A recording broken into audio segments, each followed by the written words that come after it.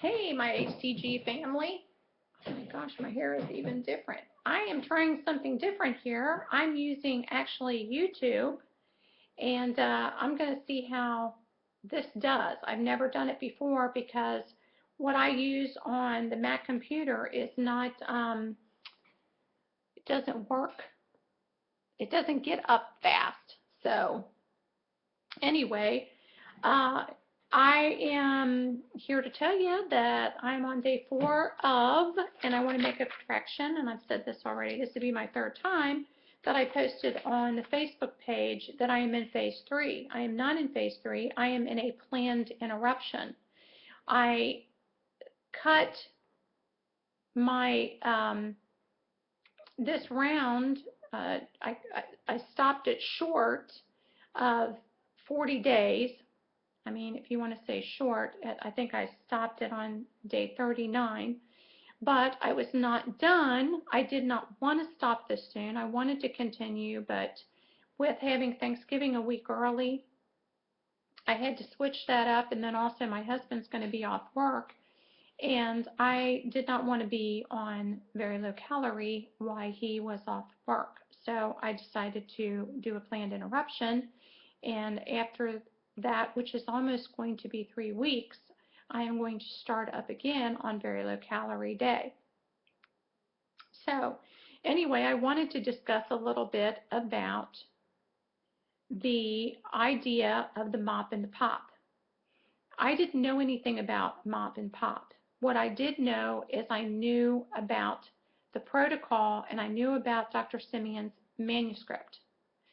So I want to say up front, my advice would be for any newbies that have never done this protocol to research the manuscript, download it, and read it again, and read it again. Take notes and research it. I find that a lot of times there are people that get on this protocol that have not read that, and they're picking up inaccurate information from watching everybody's vlogs and reading things other than the manuscript. So when they do not have successful rounds or they can't manage it, then they're looking for all these answers when you really have to start with Dr. Simeon's protocol, the original manuscript. It's free of charge. You can get it and download it. So, and that is something that I did. I did the exact same thing when I went on the Atkins years and years ago. I read his book. I read it when I decided to pick the book up and read it, that my daughter got off the bookmobile. I read that entire book. Then I sat there and figured out what foods am I going to eat. And I went to the grocery store and I bought those foods and I stayed on that protocol and I lost over 50 pounds. So you have to, and I didn't have the internet at that time. I didn't have anybody to research it. I didn't have any way to find out anything about it because there was nothing really that I didn't never heard of anybody.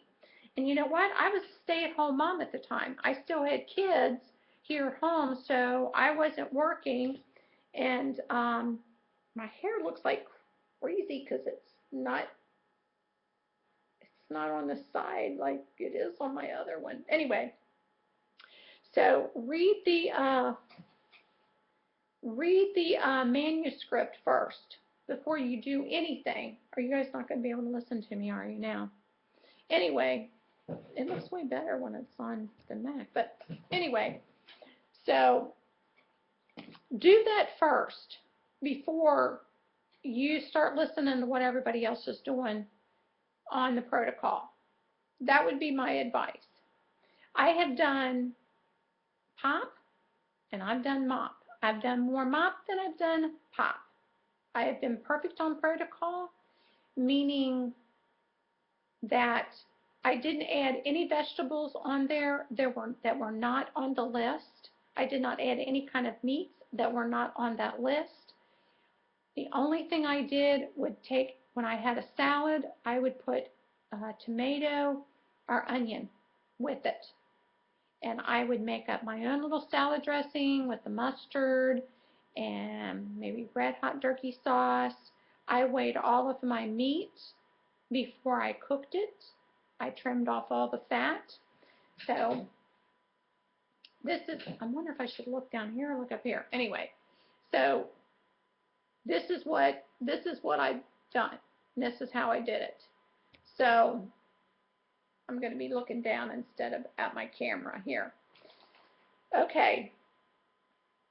I wanted to say that because as always, there's a discussion that comes up about the protocol and about being MOP and about being POP. And I believe there had been one not too long, but before I was on the Facebook page, Bloggers Unite, that this discussion was going on. And it was one that I wanted to kind of read into, but I wasn't in the group yet. So, and by the time I got into the group, it was gone, and I just didn't want to research it. So anyway, I think that for me, being POP, I think means different things to people.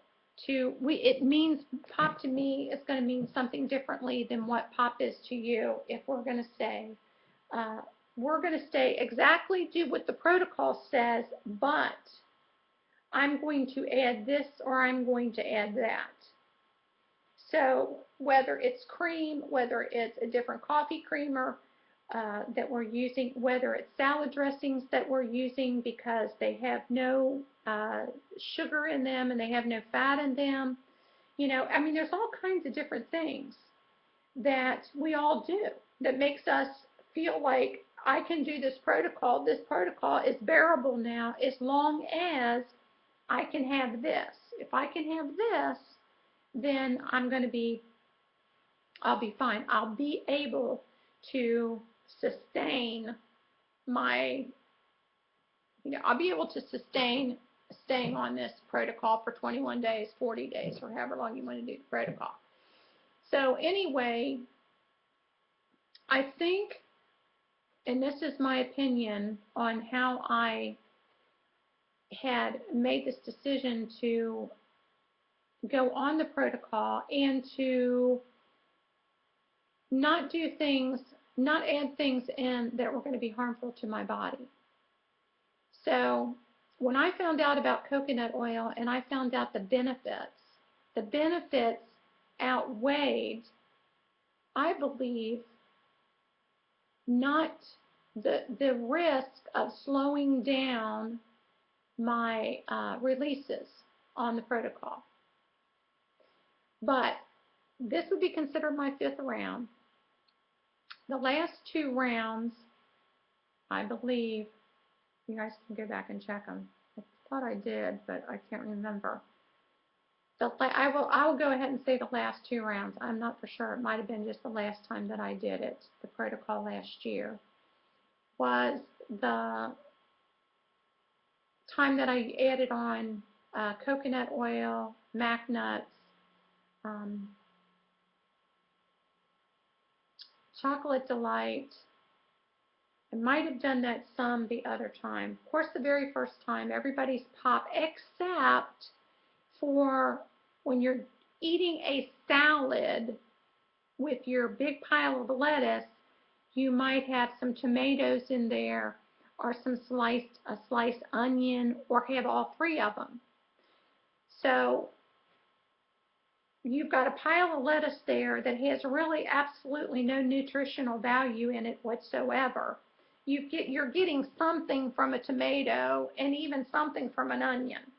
So if mixing those 3 vegetables together, if you want to call lettuce a vegetable, then I was not POP. But I did weigh my meat. I only ate the meats that were on the protocol, and I only ate the vegetables that were on the protocol. And I actually, in the beginning, was using just milk. I tried coconut cream for my coffee, trying different things for my coffee, and I still used Sweet and Low at the time. So in this process over these rounds, it's gotten me to this time that I have made a decision that I am going to finish this protocol. I am going to do it MOP. I am not going to not go to any extremes. I, I don't feel it necessary for me to switch up as far as the vegetables, to add vegetables and broccoli in. I do believe that people that do the homeopathic HCG or take the pellets, that they have a different instruction. They have a different menu than what Dr. Simeon's protocol is. They have a different menu, and what I can understand, a lot of that has broccoli on it, a lot of it has green beans on it, and that's fine, and people eat those vegetables, and they don't have a problem. And I really don't think they have a problem. But that's me. I'm not a doctor. I'm not Dr. Simeon's. I didn't do all the science. So anyway, what I wanted to say is when I decided all of the making up my mind, and I took a couple of weeks and thought and meditated about whether I was going to do this again. And because I had just told my family not too long ago that I was done with it. I was done with the diet. I had always already thought, what am I going to do with all this HCG? I need to get rid of it. I need to give it to somebody. And I thought, I just thought about it, and then I didn't do anything. So several weeks have went by, and I noticed that more and more I was not feeling good. I could not breathe. I wasn't able to sleep. I would wake up having anxiety attacks, heart palpitations. So I knew that this weight that I had gained back I was going to have to confront it. Is this how I want the rest of my adult life to be? My senior life, is this how I want it to be? And I thought about that, and I thought real hard about that. And because of that, it brought me to making a decision mentally, emotionally, to do a round of HCG. And when I made that decision, I needed to start it as soon as possible. And I knew in October that I was going to have to wait till after vacation because I knew we were taking a vacation. And this is annoying me. So anyway, once I made that decision and got the dates and got my calendar and set and counted out days to start the protocol, then I had to make another decision. Am I going to eliminate things in my diet that are beneficial? And coconut oil is very beneficial to me. It is a very important part of my life and my husband's life. And we put a teaspoon of coconut oil in our coffee. I also cook with it. I fry eggs in it for my husband. Anytime I need oil, except for salad dressing, I use coconut oil. I use it for moisturizer. I use it for any rashes that I have on my body. We use it to swish around in our mouth because it cleans out all the bad bacteria.